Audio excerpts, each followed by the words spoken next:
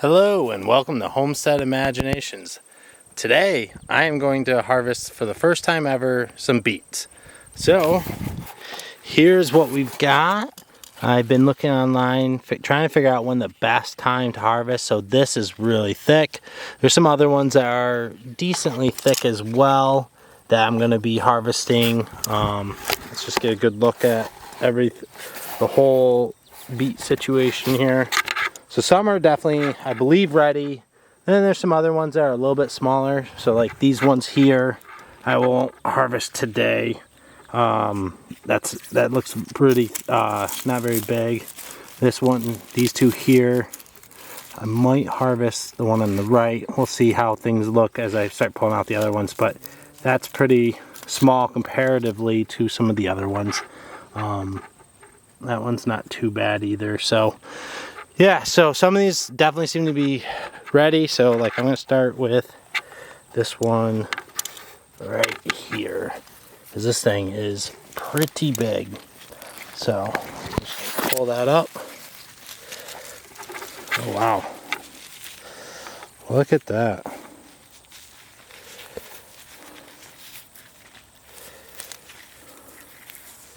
I was expecting it to be a little rounder, but maybe because of the way they were, but I mean, geez, that's a pretty big beet. So maybe I'll harvest more than I thought I might, just because that was pretty big. It's like that one I kind of want to maybe let grow for a little bit if that will stay growing. Well, let's harvest this one here. Pretty easy pull. Oh, that one came with its tail there. It's not too bad. I'm wondering if, because pretty much for me, once these started growing this part, they really, the top has been showing for quite some time. So I'm thinking I may have not put the seedlings, because I started these from seeds. I may have not started these seedlings soon enough. So again, I'm just going to push them over there. Hopefully they grow a little bit. As I pull some of these out, it'll open up some space. Yeah, like this one's pretty small. But, so, yeah, that one's a little small, but decent. I wonder, I gotta look up the variety. I'll put the variety in the description of the video. I can't remember which ones these were, but so these all came out together. These were not coming out separate. So let's get this all cleaned off. Get them separated a little bit. Well, these two grew right into each other, which I didn't plant. I spaced everything out. Like my seedlings definitely, it looked like when I was growing the seedlings. So there's one. When I was growing the seedlings, it looked like I had multiple plants in one like little tray thing, and I only put one seed per tray, but I'm wondering if they split off and you make multiple and you're supposed to kind of split them out. That one I kind of want to cover up. That one doesn't look too big, especially the leaves. Like, look at the leaves, they're much smaller comparatively to those ones. Those I'm gonna leave. These two are probably gonna come up together, so I'm gonna leave those ones because those will come out pretty small. Let's see, then we got this one over here. I'm gonna let that one go too for a little bit longer, just because its leaves are pretty small, so now they'll have a little bit more room. Now that I've made some room, these two, they look like they'll probably be pretty tightly connected to each other. Oh, actually got a weed up in here. Get that out of there. Get another one out of there. But so that leaves what? Let's see. 1, 2, 3, 4, 5, 6, 7, 8, 9. Looks like it leaves like 9 9 beets left to harvest at a later date, but I'm gonna let them grow a little bit longer because those are pretty good. What did we harvest? So we got 1, 2, 3, 6 of them, so that's pretty good. So we got 6 of those, and then, you know, got a decent amount still left in the garden, so we'll let them grow a little bit longer, let them get a little bit bigger.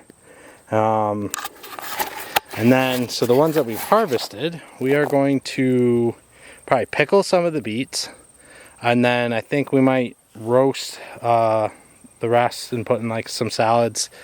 But I looked up online to figure out like when did we need to do this, because I wasn't going to pull these today if we had to do it today, because I still got a bunch of other projects that I'm trying to knock out today, which today is July 21st. It's about 3:30, almost 4 o'clock in the afternoon. So, but those, I looked online, all I need to do today is I can wash them and I can put them in a bag, and then I can put them in a fridge. As long as your fridge is 41 degrees or colder, you can keep them in there for 7 to 10 days, I read online. So I will at some point this week actually process them and get them either pickled or roasted or whatever else we might do to them. We haven't quite decided what we want to do with them, depending on how many we harvested. So today will be a short video, but that's it. I just wanted to document and show how thick the stalks were, and then what the beets actually look like, so I can be able to compare from next year and see what different things. I do think I needed to probably bury these seedlings a little bit deeper, it looks like, because like I said in the very beginning, the roots were almost always sticking out right from the get-go. They've been sticking out, so I don't think I put them in deep enough, so maybe that's why they didn't, you know, like form like a roundness to them, because they're pretty straight. They're almost like carrots. They look like they just went like straight down. And then I gotta look at, you know, maybe look online of why, like maybe they're straight, maybe there's some things, maybe the soil, like that side of this raised bed, it was just topsoil. I did not put any sand in it like I did with the carrots. I put sand, mixed a bunch of sand, like 40% sand, in on the other side of the raised bed. So maybe that's part of why, but that's what they look like, and I'm excited to try them. I can't remember the last time I actually had beets, so I definitely haven't had any beets from a garden, so I'm pretty excited about that, especially seeing that I hate cucumbers personally. I'll eat them in my salads. My wife, we put them in pretty much almost every salad that we have, and I don't like the taste of them, but we had cucumbers last night that we ate, that we harvested out of the garden, and they tasted so much better. Like, they tasted so good. And this was our first year of getting cucumbers, so pretty pumped on that, because I could actually eat them, and they didn't like make me want to gag or anything. I don't know what it is about cucumbers, just the taste. Normally, like from store bought ones, the taste is terrible, but these ones actually tasted pretty good. Like, I enjoyed eating them, which was crazy, because I've never liked cucumbers. But side segue there. So that's it for the beets. That's what we harvested today, and we'll got some more to harvest at a later date. Give them another week or two, because when I looked, these were almost to the 60-day mark, which is what it said roughly. Like, beets can be ready within like 60 days. So I'll let the other ones just go a little bit longer now that they got a little bit more space. Their leaves will be able to catch more sun, so they'll be able to grow, because that's a big part. I've seen a lot of people. I watched a ton of videos leading up to this to try and just learn exactly what am I looking for from a harvest standpoint, like when to do it, like what's the signs, and it basically came about like that when you dig in the dirt a little bit and see how big the diameter of the stalk coming out, or the root that comes close to the surface. So those were pretty big, I thought, especially compared to other videos. And a lot of people showed, like, when they harvested one that was like kind of underneath another one, the one that had bigger leaves and was kind of overshadowing the other ones grew bigger. So that could be why the other ones didn't get, because the other ones, their leaves were so big and they just hung over so much that they covered the smaller ones, and then they didn't get as much sun, even though we are in complete sun. I mean, these literally get sun all day long. There is no shade. Basically from like the early morning, like there is some, let's see, off in the distance, like that the tree line here, like once the sun comes up over that, it is just straight, just clear skies. That's as far closest as we got to any trees, which don't give it any shade. And then you turn, and then we've got that little one. So that one will give some shade like late at night, like as the sun is setting.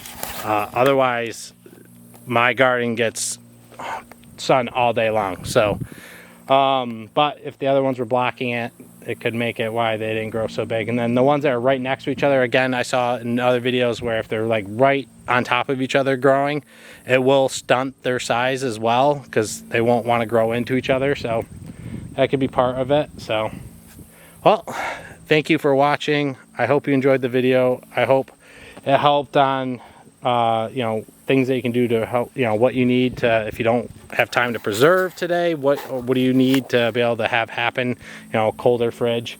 And oh, speaking of that, I did check my temperature on my fridge. I have these little temp gauges, and they're temp and humidity gauges.